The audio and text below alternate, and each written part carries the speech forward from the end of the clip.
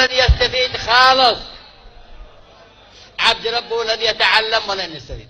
درس عند الإنجليز رقم 1، درس في روسيا رقم 2، درس في مدرسة صالح رقم 3، درس في مدرسة الحزب الاشتراكي رقم 4، درس الآن لدى دول مجلس التعاون ودول التحالف.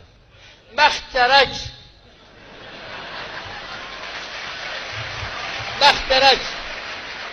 علمنا فهمنا.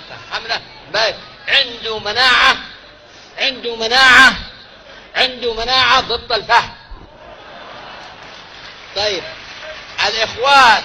الإخوان